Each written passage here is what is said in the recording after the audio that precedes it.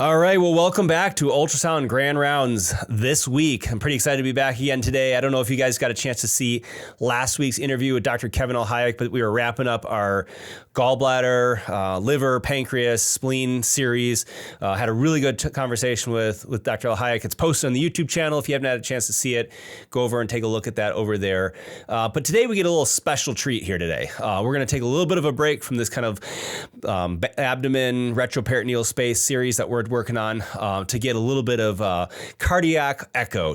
We have a good friend here with us today, Dr. Jim Phillips. He's a cardiac anesthesiologist. He works over at the Cleveland Clinic in the CV ICU over there.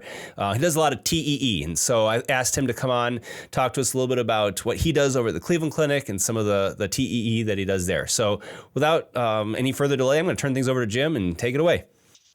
Thank you, Matt, and good talking to you guys. I would like to keep this informal. I know it's a little bit hard to dialogue within a Zoom meeting, but if anybody wants to stop me or interrupt, feel free.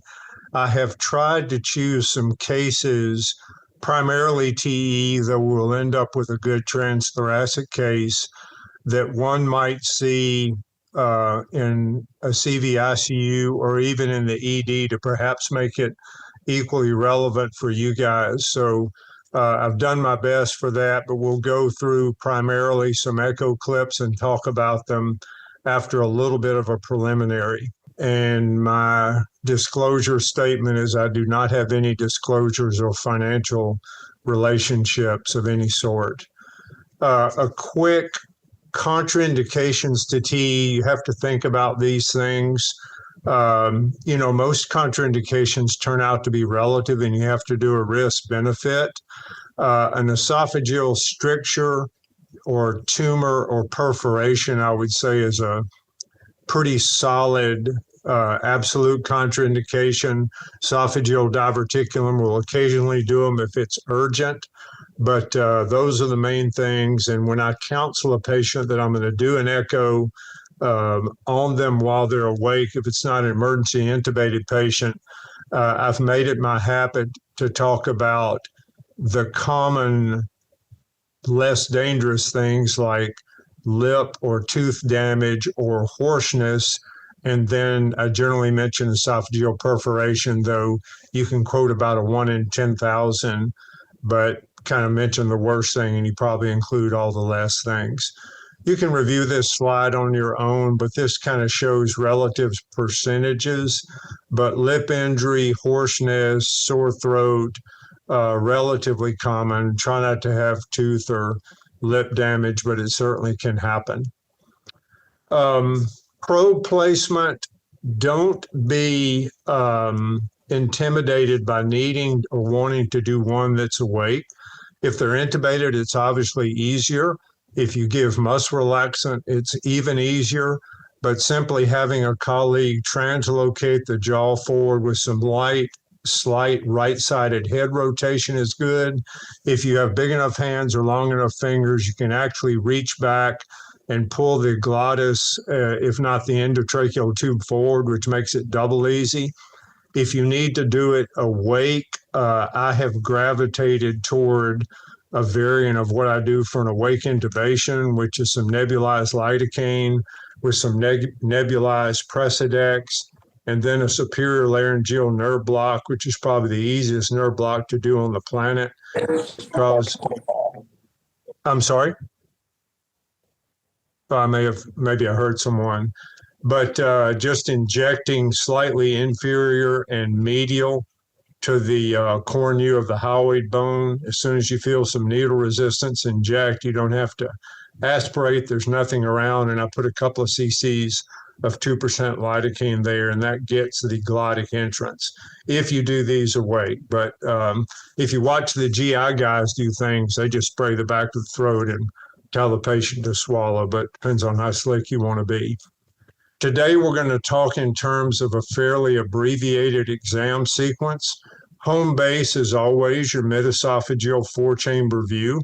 And if you only have time for one view, that's probably your money shot for the maximum information, though you can miss things.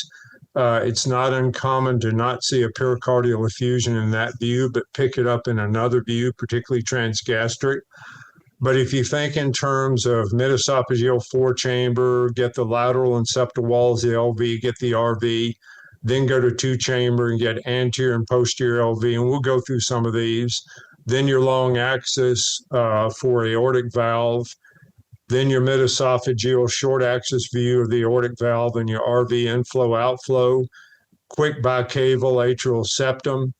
Then as you push to the stomach, you can have a look at the IVC, then get into the stomach for a quick transgastric and long axis. Then as you pull out, you can get the aorta.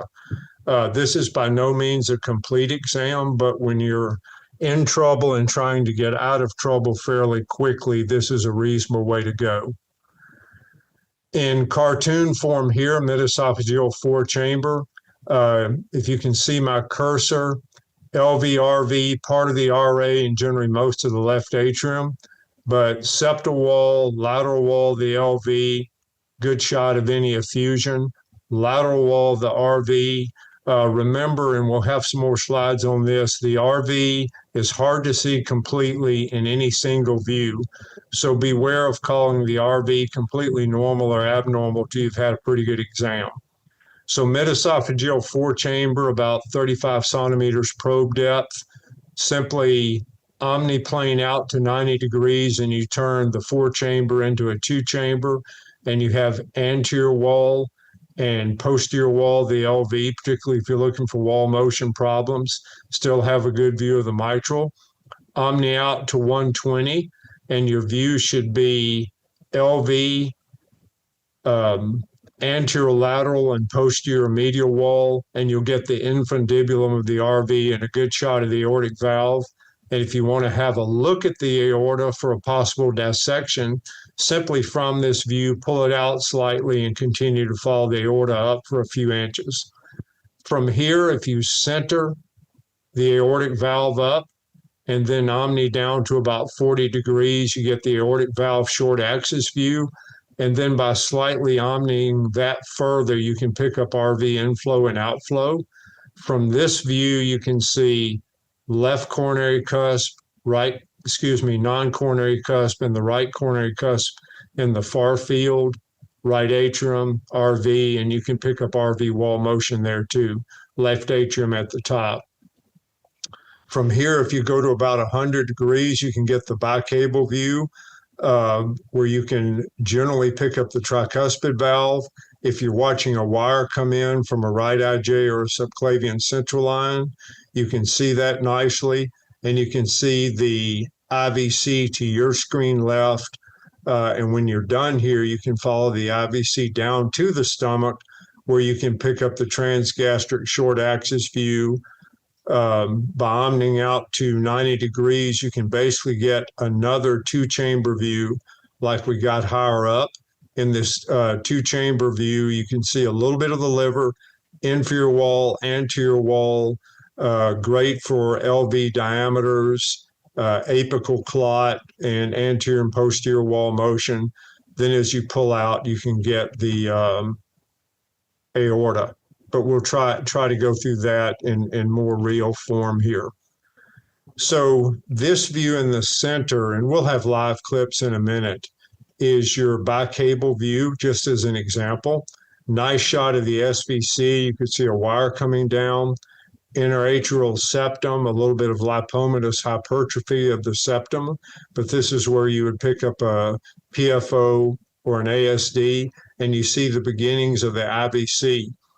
From this view, if you start to travel toward the stomach by pushing in, if you look far left, you'll see IVC and hepatic vein, and you see it more clearly here on the right side of the slide, where the hepatic vein looks like a shark's fin coming off the IVC, and this happens to be a clip of somebody who had a IVC tumor extension into it. So we're going to start out with a case here, and if anybody has questions, again, just stop me. This is a 56-year-old female with syncope, rapid atrial fibrillation, and a 4/6 diastolic murmur. So we have started with the 4-chamber view. The LV is out of screen, and we have simply rotated the probe to the right to accentuate the RV, and we see a reasonably contractile right RV. We don't see the lateral wall moving inward very well, but she does have a nice tricuspid annular plane systolic excursion. And if we were to measure that toward the apex, it'd probably be about 2 centimeters, which is great, generally above 1.5 or 1.6. But we don't have a great idea of what's going on with this person.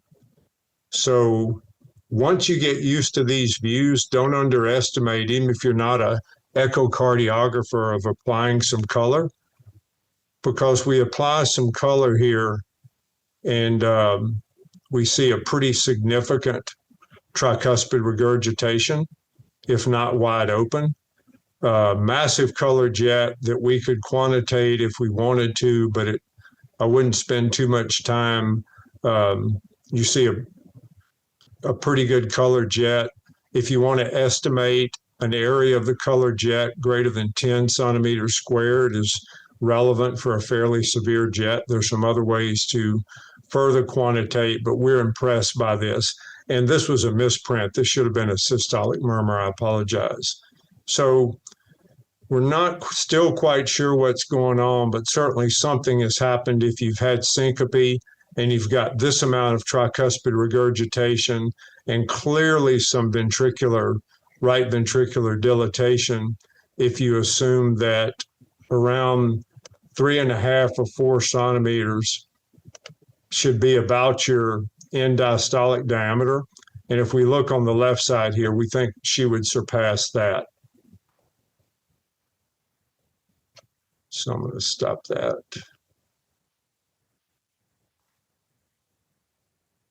So this was a patient that had an acute pulmonary embolus, which explained the immediate atrial fibrillation, syncope, and we would have suspected that based on the RV dilatation and probably some acute pulmonary hypertension. It turned out that by our sonographic calculations, this patient's PA systolic pressure was in the 60s, presumed normal before.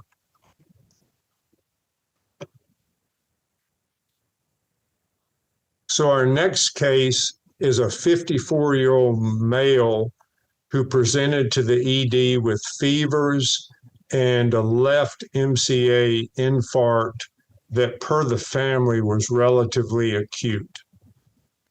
So we start out as per normal with a mid-esophageal 4-chamber view. We see pretty good contractility on the right. It seems fairly decent on the left. We don't see anything obvious, so we're going to go ahead and throw some color on it. We take a look at the mitral valve, which is typically what we're looking at, and we don't see the valve seems to be opening well.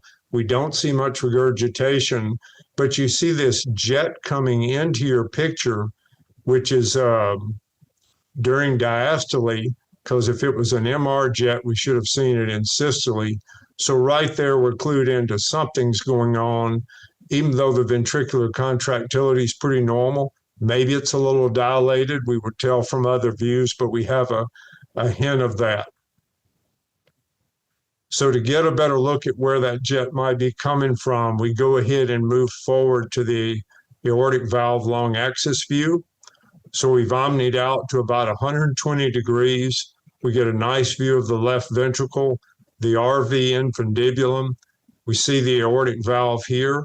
We don't see anything obvious on a non-colored view, but when we look at the aortic valve, it is moving crisply. We don't think that it is stenotic or constrained or heavily calcified, but there is some irregularity here of the right coronary cusp, which is typically what you see on the bottom in the long axis view, that makes us suspicious.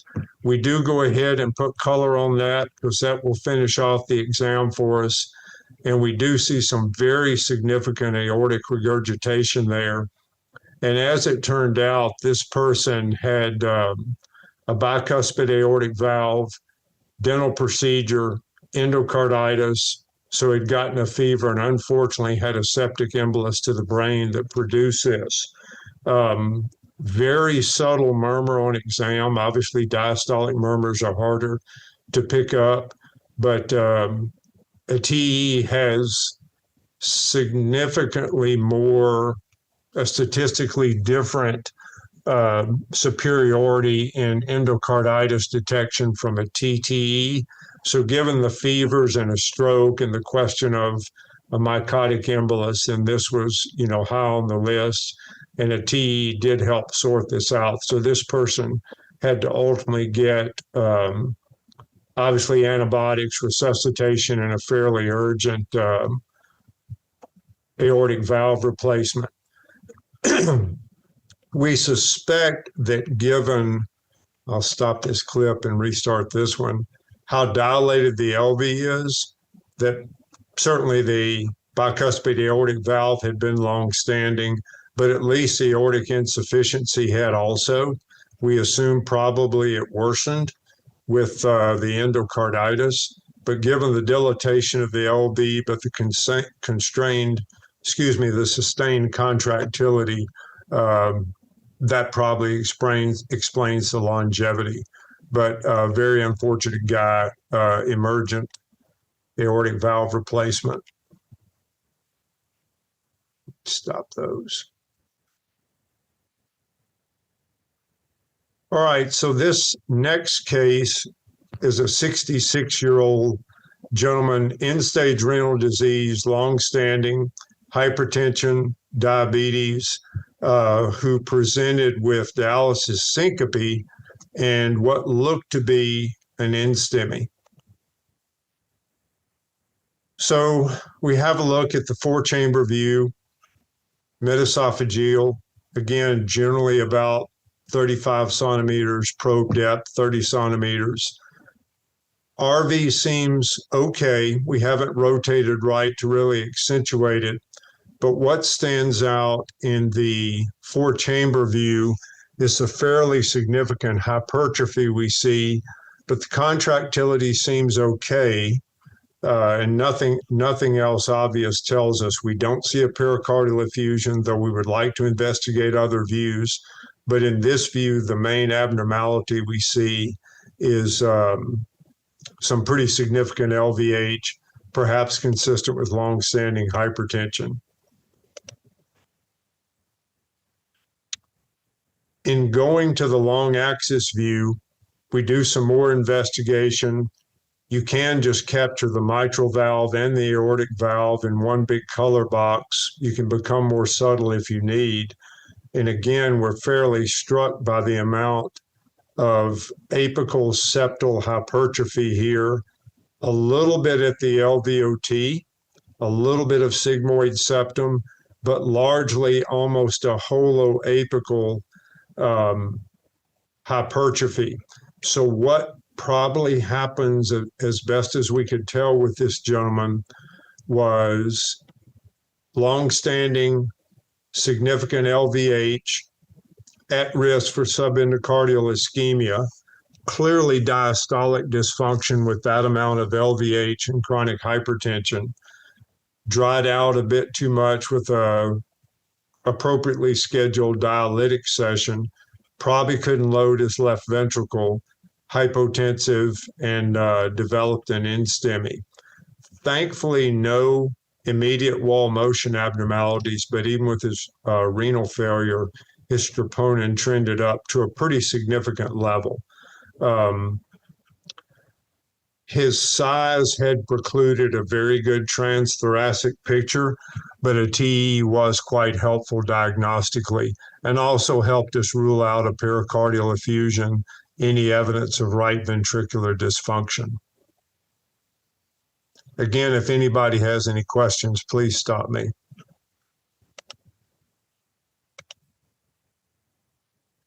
So our next case is a 43-year-old female with chest pain and a systolic murmur. I'm not going to give you too much information. I'll give all this stuff away. So we have a look at the 4-chamber view. Again, always our starting point. If we start on the right side, we typically always see an incomplete view of the right atrium, but what we see is okay. The interventricular septum's okay. We don't see the septum bowing to the left or the right to any significant degree. The RV looks quite good. Not only is the lateral wall moving in, but the tricuspid annular plane is really snapping nicely toward the apex. On the LV side, maybe we're foreshortened a little bit, but the contractility seems quite good. No chamber dilatation. Can't really tell about LVH, so nothing here tells us a lot, though the left atrium is pretty large. With TE, we don't typically try to do a legitimate measurement because you can't see the whole thing. That's typically left to a apical 4-chamber view from a transthoracic study. But we could at least comment that it looks big. We don't know why. We don't know how acute. We go ahead and put in some color. We just put on a giant color box for efficiency. We see some TR. We see some MR. Mild maybe. And we see a color jet here that is going along the LVOT toward the aortic valve that needs to be further investigated because, okay, maybe this chronic MR is enough to have made this left ventricle bigger, but this flow acceleration along the LVOT toward the aortic valve, we've got to have a further look at. So again, we go to our aortic valve long axis view to focus on that flow acceleration area. We've decreased the depth, so we have a color box across not only aortic valve, but also the mitral valve. And it's a little bit subtle to see, but this patient presented, this was her presenting symptom that allowed her to be discovered to have hypertrophic cardiomyopathy. She has the fairly classic sigmoid septum with almost a knuckle of tissue there, and a definite narrowing of the left ventricular outflow tract and flow acceleration across the LVOT. Sometimes with this, you get some mitral regurgitation if it sucks that anterior leaflet into that Venturi effect. We don't see it here, but nonetheless, we see a definite flow acceleration here. To further identify that, we would need to go to a transgastric long axis view and actually assess flows. But for the purposes of our talk here, simply making the diagnosis would let you zero in on what's going on, do a further cardiac workup, and as far as immediate stabilization, if you have HOCM or a HOCM equivalent, load with fluids, keep them fairly full, don't let the afterload drop, and beta blockade if their blood pressure and pulse can tolerate it to depress their contractility somewhat. But the harsh murmur might have made you think of an aortic valve problem, but these two things can present in similar fashion. And when you look at the aortic valve, it looks nice and crisp, particularly if you go back to the previous view, but it's not calcified, it's not thickened. And in the previous view, it opens quite nicely and we don't see any regurgitation. But flow acceleration across the LVOT, HOCM, not uncommon to see, syncope, not uncommon, VT, SVT, sudden death in catastrophic cases, but you can definitely pick that up if your TTE does not allow a good image. So this is a still picture. If we were interactive, I would pick on people in the audience to tell me what's going on, but I'll sort of ask and answer my own questions. The view here is the bicaval view. So you have the right atrium here. You're at roughly 100 degrees. SVC going up to your screen right. It's common to guess that this is IVC, though more likely since it heads back and around the left atrium. This is probably the coronary sinus, because the IVC, if you were to push the probe in a little bit further, would just angle off at the same way the SVC comes in. So probably this is coronary sinus, SVC, RA, and you see some very prominent eustachian valves here, which is a normal variant.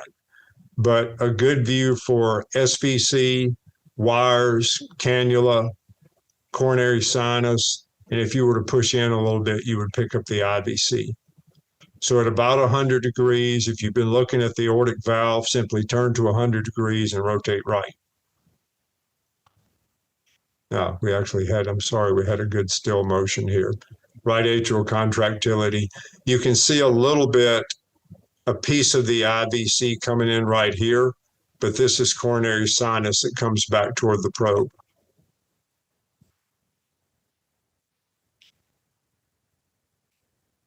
So what view, what findings? This is a little bit of a hybrid between the aortic valve short axis view, which you see here, and again, left cusp, right cusp, non-coronary cusp. If you could see it, the left main would be right here. Adjacent to the non-coronary cusp is the interatrial septum going here, and then the RV inflow outflow here. So in cases where you can see it, the pulmonic valve would be in the far field where I'm moving the mouse, and the tricuspid valve would be here, which is a very acceptable spot to do your tricuspid regurg assessment, because if we were to set it up, you can get a pretty decent straight angulation with your continuous wave Doppler. So tricuspid valve, septal leaflet here, anterior, posterior leaflet, more lateral. Again, the RV being such a funny shaped creature, what you're seeing here is a little bit of the inferior wall, mostly screen left, a lot of the anterior wall, screen middle below the aortic valve, and then some infundibulum here.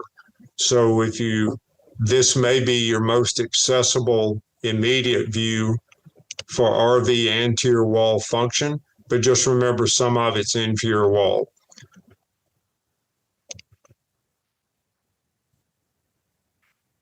All right, another case. This is a 33-year-old male, head-on restrained MVC, who had brief loss of consciousness, but on arrival to the ED, was in flutter, was hypotensive and somewhat hypoxemic, but mentating.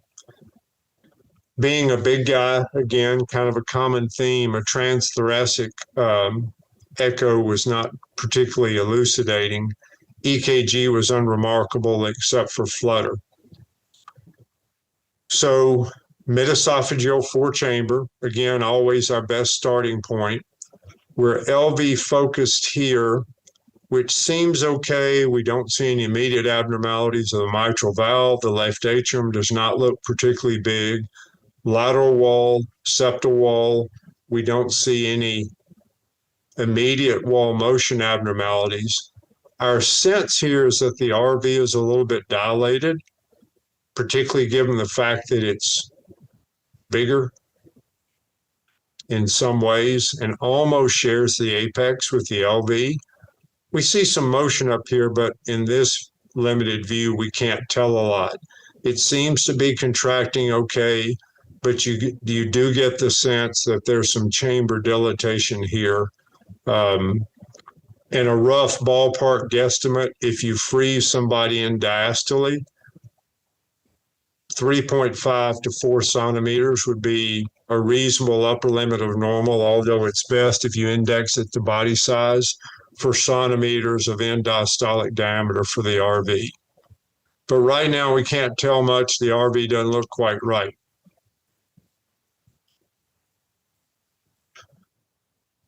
So we're going to try to get more information here. We swing the probe to the right. The RV still looks a little bit dilated.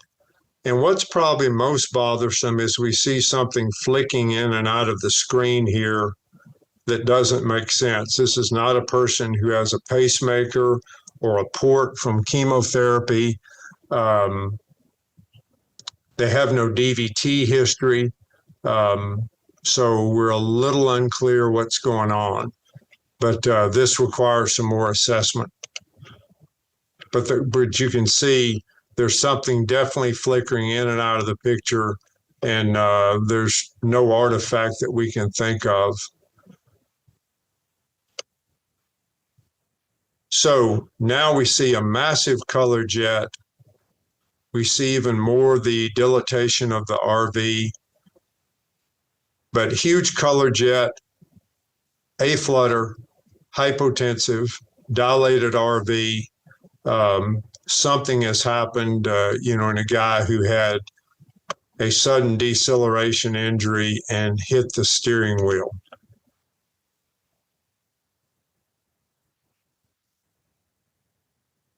As it turned out, this guy had a traumatic rupture of his anterior and septal leaflet of his tricuspid valve, had some acute RV volume overload, and the reason his LV was smaller, he had so much TR, he was inadequately loading his LV, and that was probably the reason for his hypotension. CVP was sky high. But this person required some inotropes, cardioversion for the flutter, diuresis for what had turned into the RV overload, and a semi-urgent trip to the OR once he was a little bit optimized for a tricuspid valve repair. And we'll see a couple of those a year, acute or chronic, that have a tricuspid injury from trauma, deceleration injury of some sort. So it certainly can happen. You have to have an index of suspicion for it. All right. 73-year-old male, acute onset of chest pain with hypotension. Mid-esophageal 5-chamber view. Only difference between 4-chamber and 5-chamber is the 5-chamber is slightly higher, where you see the LVOT and the aortic valve. LV looks okay, no immediate wall motion abnormalities. Mitral valve looks okay. RV seems okay, but what dominates the picture is an excessive prominence of the sinuses of Valsalva, sinus of Valsalva, the aortic valve, and there's some busyness up here that we can't tell about. So again, we need more investigation to go quickly to a better assessment of the aortic valve and early ascending. We go ahead and swing out to a high omniplane, 120 to 40 degrees, and we see some abnormal flow, some abnormal contour of the ascending aortic area, what looks like some hematoma in the wall of the aorta. We can't tell about a dissection flap in this view, but certainly aortic dissection with the suddenness of the onset and these abnormalities has clued us in pretty quickly the diagnosis. And this person ultimately ended up getting an emergent CTA. But before that, we were able to have a look a little bit more of the aorta. So if you went from that 5-chamber view that we had in the very first clip from the 4-chamber to the 5-chamber, and then simply pull the probe out at basically 0 degrees, you can get the ascending aorta short axis view. In that view, you have the main pulmonary artery coming out that bifurcates to right and left. So you can see the left pulmonary artery here, which typically, if you had clot, you could see that. SVC over here, but you clearly see a dissection flap and some hematoma. In systole, this is the lumen that expands. So this is most likely the true lumen and the false lumen here with the clot in it. I didn't have a color shot of this, or we could have demonstrated for color. But ascending aorta, short axis view, simply pull out a little bit from your 5-chamber view. And this was fairly quickly demonstrated as it was suggested from the 4-chamber and the long axis view. This person obviously went for emergent type A repair. All right, a 63-year-old female, 3-month status post a STEMI, stents, treated, discharged, who now presents with worsening congestive heart failure symptoms. In the 4-chamber view, we have a markedly dilated left ventricle, tachycardic. The dilatation of the ventricle seems to even be compromising some of the right ventricle. We see a hint of a pericardial effusion. It doesn't seem to be enough to be relevant, and it's certainly not compressive, but a hypocontractile and dilated LV dominates our picture here. And so we move on to a little bit further investigation. If you look at the next clip, this is clearly abnormal. We've tried to go between a mid-commissural and a 2-chamber view. And again, you see the LV here, probably anterior wall, Marshall's ligament up here at the top. So this is probably anterior wall, inferior wall, and then we see this extremely large aneurysmal section that has probably been due to her inferior STEMI that she suffered and gradually thinning out of that wall. So very large left atrium, very hypocontractile LV, and just a massive inferior LV aneurysm with essentially non-functioning contractility. So as this has gotten worse, her functional contractility in EF has plummeted and she's extremely dilated. We go to the stomach and get an even better view.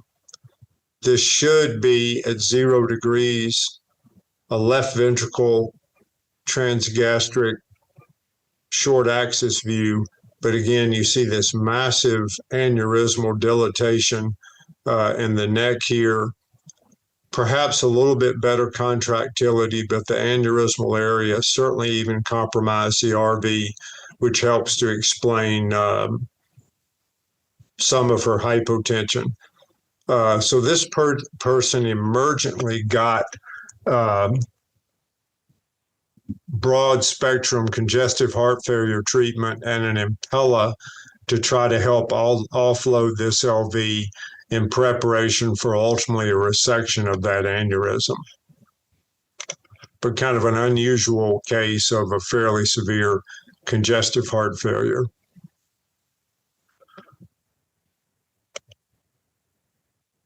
So starting to review a little bit, to name the view, this is by TE transgastric.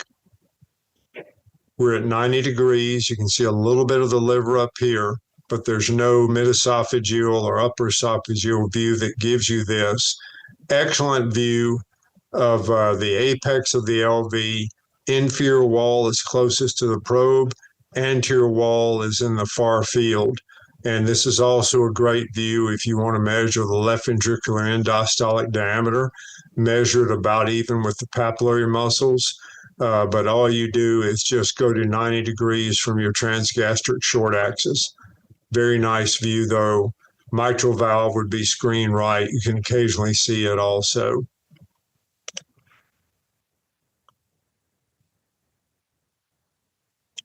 All right. Sorry about the quality of this EKG, but I didn't want to give you the answer with the writing. So this is a 58-year-old male, acute onset of dyspnea with a systolic murmur. I'll let y'all peek at the EKG a little bit.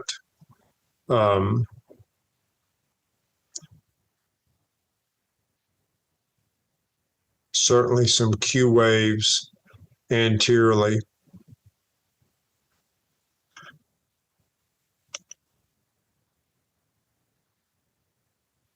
So wound up getting a TE. Look at the 4-chamber view, almost a 5-chamber view, kind of sloppy in between. RV looks okay. TAPSE looks quite good. Mitral valve seems okay. LV wall is coming together, though again, we kind of have a hybrid between 5-chamber and 4-chamber, but certainly all the walls are moving.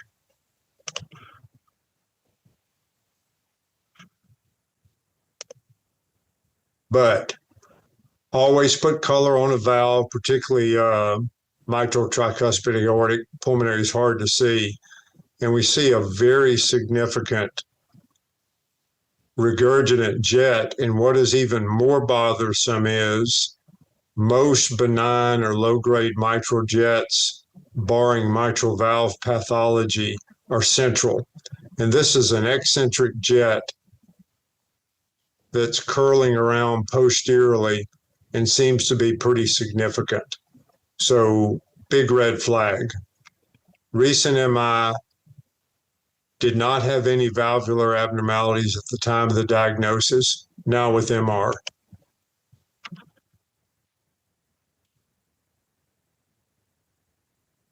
We go to long axis view because sometimes that's our best clear view of the mitral valve, where you see A2 and P2 here. And this is the best view. This person actually had a post-MI ruptured papillary muscle. And that's what you see coming in and out of view around my cursor.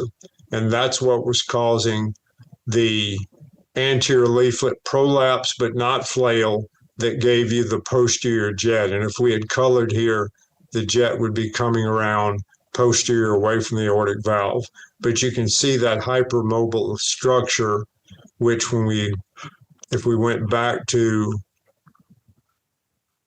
this clip previously, you can see it here, but it's a little hard to tell, but it's much more well visualized in the other view. So Q waves on the EKG, post-MI papillary muscle rupture with fairly acute mitral regurgitation. All right. So 34-year-old postpartum, arrested prior to leaving the hospital, dilated RV, dilated RA.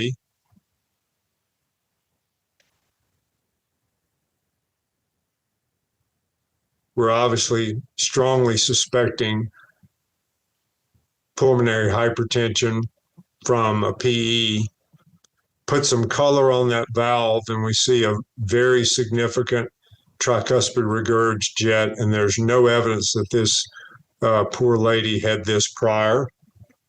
So we see it pretty significantly there. And the interesting thing here, which you can see much more, the RV is so overloaded and we're assuming has pulmonary hypertension from what we think is a PE, because you're not even loading your LV. Profound hypotension from increased pulmonary vascular resistance, acute RV failure with high pulmonary vascular resistance, LV's left atrium's unloaded, LV's unloaded. This very emergent situation that either would require intravenous TPA or an emergency thrombectomy, which is what this lady got. So we could measure the TR jet, but based on all of the findings we have here, we know the CVP is high, the TR is severe, the RV is dilated and failing, and it can't even load the LV. So don't really need to go further. Called interventional radiology, a lot of resuscitation, almost required ECMO. Oops, sorry. What is the view? What are we measuring? This again is a variant of the bicable view. It's a little bit of a sloppy view because 120 degrees is a little bit longer. And you see part of the aorta here needed to rotate to the right a little bit. But this is your best in classic view for assessing tricuspid regurgitation, getting a nice TR jet, which you can trace out, or just get the Vmax and then do your calculation for pulmonary hypertension. And if this person has a jet of 4 meters per second, this is always in centimeters per second, then you've got 64 to start with. So this person had pretty severe pulmonary hypertension, depending on what you thought their CVP was. So again, same reason why this lady had to go get an emergency thrombectomy. All right, we're almost done here, so don't lose heart.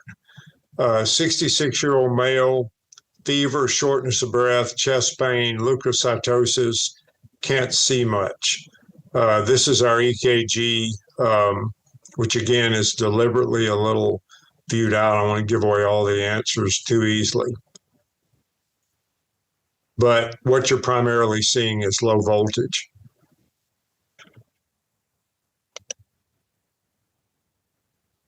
So we do a TE, we're kind of in between a 5-chamber and a 4-chamber view. And, you know, we see some effusion here. LV seems all right, a little thickened. It's more around the RV, and even though the effusion by measurement would barely be mild, if you believe in the 1.5, 2 centimeter rule, but what you do see is some early diastolic collapse of the RV here. And that tells you there is impending collapse and at least early, if not moderate, tamponade physiology. So again, the size of the effusion doesn't always tell you what's going on. And if you didn't have good transthoracic views, this can kind of clinch it for you. Another view went to long axis. Again, not that big, but more anterior. LV seems to be doing okay. Valve's okay. Pretty thickened LV. Infundibulum of the RV. But definitely you can sense some compression of the outflow tract here and maybe some early diastolic collapse. It could be briefly mitigated by fluids, but ultimately wouldn't be fixed by them.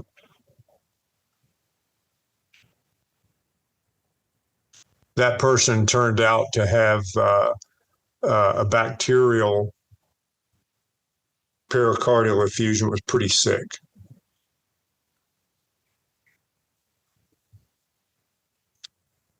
This is another case. This was actually a post-op case that so you have aortic valve, short axis view. We can't really see the valve that well. This should be RV inflow here. There's not only some thrombus in transition, which you can see from the inflow-outflow view, but also there's some pretty significant pericardial effusion here of a very significant nature.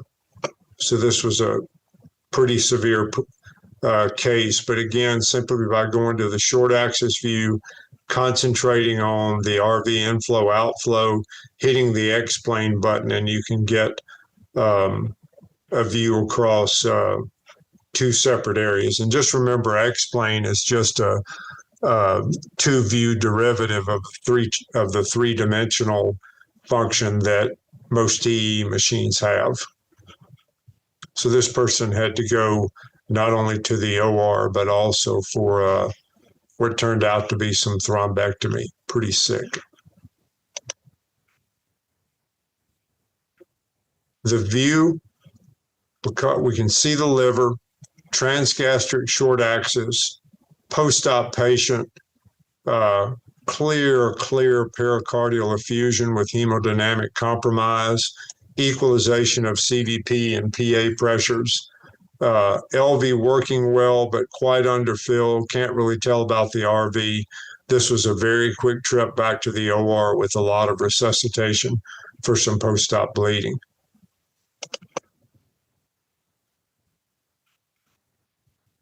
"67-year-old males, 12 days status post MI." I'm going to go a little bit faster here. In shock. LV-RV contracting, but hard to tell. RV seems a little down. This right here, just because you see it commonly, moderator band of the RV. It's not artifact. Also where the right bundle runs.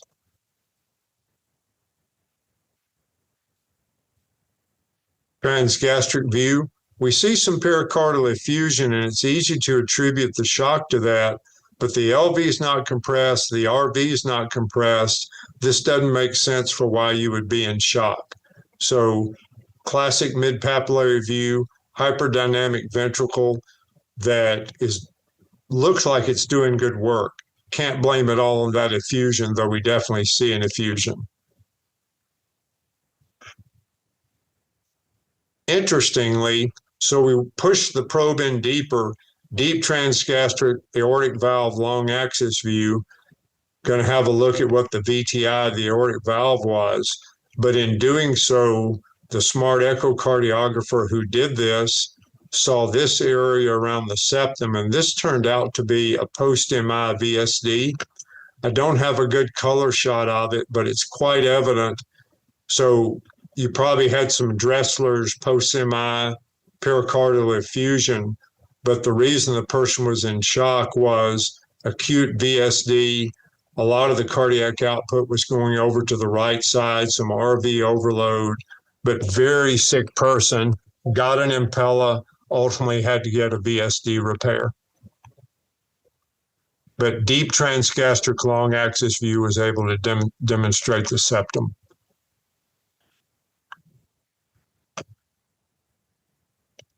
What's the view? Deep transgastric long axis view, we've already shown it. Start with the short axis view in the stomach, push in a little bit harder, then flex back.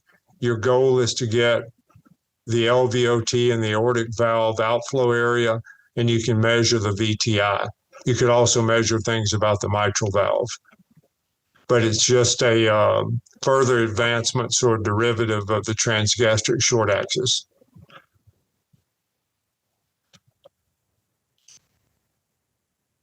Twist the probe 90 degrees, 180 degrees as you come back up toward the head, intra-aortic balloon pump here.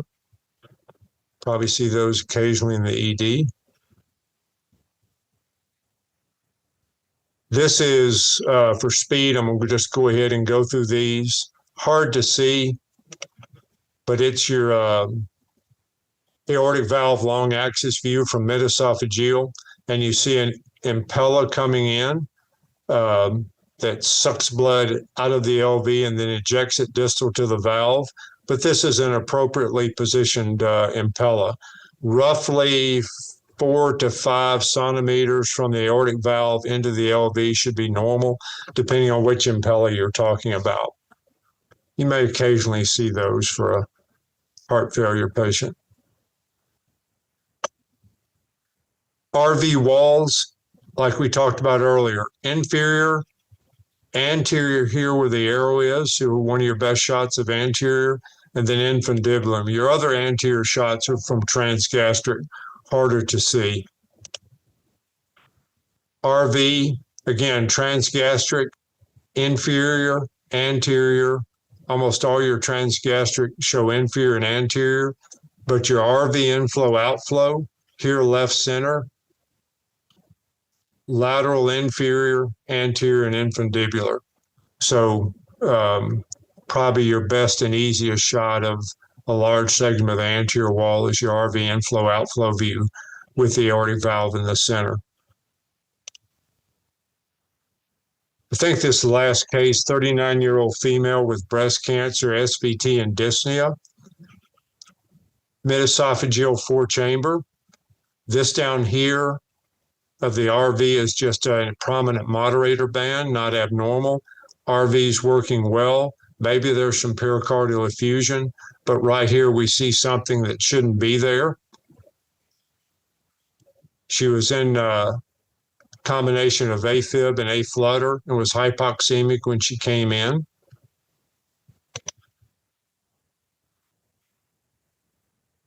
Turned out it was a thrombus on a chemoport that probably had embolized.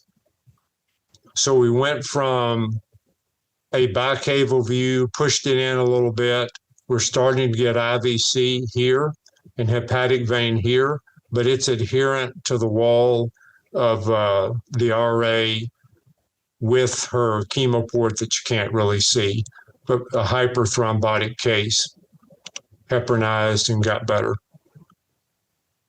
I'm going to skip through these pretty fast. If you look at A and B, ECMO drainage cannula coming down from the head, so your bicaval view. In B, femoral drainage cannula coming up through the hepatic IVC to the RA. IVC cannula on the left coming up through the hepatic vein, and again, on the right, a J-wire coming down from the SVC if you're ever looking at starting a central line, placing an ECMO cannula, that kind of thing. T is great for guiding that procedure. What is this? Moderator band. It's where the right bundle runs. It's a normal variant, helps you differentiate LV from RV. There was one more case, sorry, real fast. Acute unilateral pulmonary edema 2 weeks after AFib ablation. Doesn't seem to make sense. Turns out, in the world of unilateral pulmonary edema, mitral regurg that points to that shoots to one area, aspiration. In this case, this person had pulmonary vein stenosis from the ablation procedure that caused high pulmonary venous pressure unilaterally. So this person had to get a balloon ablation of, a balloon dilatation of this pulmonary vein. I don't know exactly how they did it. I think they went transseptal, RA to LV, and then up in there to do it. I'm not quite sure. But one of the rare causes of unilateral pulmonary edema, we see them a little bit more because we're a high volume lung transplant center, and the pulmonary vein anastomosis can sometimes be a little difficult. I'm going to skip forward here. Just a picture of the pulmonary valve, aortic valve short axis view, RV inflow outflow, tricuspid, and pulmonic valve in the far field. You can, if you get a good view, you can check for pulmonic regurg. This is our absolute last case, transthoracic person from not too long ago who presented with acute hypotension after mitral valve repair, transthoracic view. So dropped off, clean coronaries, MAP 47, high CVP, no SWAN. Transthoracic view, you see a very worrisome RV and a hypocontractile LV. This was the EKG, inferior ST elevation, some V1 elevations, and some reciprocal changes, AVL, high lateral. Same thing again, very hypocontractile inferior wall, hypocontractile RV. So this person had an acute inferior MI with RV involvement. Low blood pressure, high CVP, low PA pressure after we floated a SWAN, high lactate, poor urine output. So basically acute RV failure. Went to the cath lab urgently. They weirdly did not find anything at all. The coronaries were clean, but our resuscitation was, sorry, let me cut that up. Get the heart rate up, get her on inotropes, get the blood pressure up for right coronary perfusion, Lasix, inhaled Velitri, Milrinone, cath lab, and then we put a balloon pump in, and she gradually stabilized and got better. Why she had that, the inferior findings, we don't know, but ultimately did better, thankfully. But a good case with some good views from a transthoracic finding. That concludes my talk. I think I went over, and I apologize. I'm open for any questions. Well, thanks, Jim. That was a great talk about how to use TEE in the critical care setting and even for us in the ED. I guess the question I have is, as you're approaching a patient with your TEE, right? You're going to do a study. Kind of what are your first thoughts in terms of protocoling? Do you just follow like a mid-esophageal, like just go 1 to 2, 3 to 4 like you did before? Or do you kind of follow like a physiologic clues, or kind of how do you think through an exam as you work on that? I try. Thank you, Matt. I try to go through more or less the sequence I outlined, because I've been amazed at the number of times that I skipped views thinking I knew where to go and what immediate data point I wanted, how much I've missed. Like you see an effusion in one view that you didn't see in the other. So a lot of times what happens is I'll put the probe in and try to immediately answer my high suspicion question, Sure. which maybe is, do they need to go to the OR right now? But then before I'm done, I will try to go back and stepwise, maybe in accelerated fashion, go through all my views and try to do a semi-complete study. Sure. Because the times I haven't, I've regretted it. Sounds good. Are there any other questions that we have for Dr. Phillips? I know you had a very good and comprehensive discussion. I thought it was helpful just to see, all different examples of, of cases where the TEE actually made a huge impact. So, yeah, I guess my parting shot would be, don't be hesitant about doing them even awake, because once you get used to doing a few and anesthetizing a patient a little bit, they tolerate it pretty well once it's in place. So kind of come on in, the water's fine. Sounds good. And I know for those of us here in Metro in the ED, our policy does allow for, for TEE as in live patients, right? The big indication that we use it for is cardiac arrest, but we've also allowed it for peri-arrest and hemodynamically unstable patients. The only stipulation that we have so far, and just this is the way we set it up, is that our patients need to be intubated just to protect that airway. So if they're intubated and you have a cardiac concern, certainly, like you said, step on in. The water's fine. So yeah, it's amazing how often your views, as you guys know, and I know from transthoracic, can be incomplete. But yeah, TE is a wonderful tool. Well, very good. Well, hey, I don't want to keep you longer, than we have to, but thank you so much for spending a little bit of your afternoon with us and imparting your wisdom and knowledge with regards to cardiac care and TE with us. So thanks for joining us today. All right. I hope it was helpful. Thank you. No, this was very good. I appreciate it. And to everyone else who's out here, thanks for joining us today. I know we had a little bit of an extra grand rounds today, but this is great. We're going to meet again next week. Dr. Lenke is going to bring us a really interesting cardiac case, kind of a companion to this, where we get to see how echo is really instrumental in the care of a patient that he saw not terribly long ago. So hope you guys join us then. Hope to see you guys next time on Ultrasound Grand Rounds. But if you missed anything, if you want to go back and see things, definitely hit up that YouTube channel, MetroHealth Emergency Ultrasound. Hit the subscribe button and the notification bell so you can get notified when this video and other videos drop. And we'll see you guys next time for Ultrasound Grand Rounds. See you guys. Bye.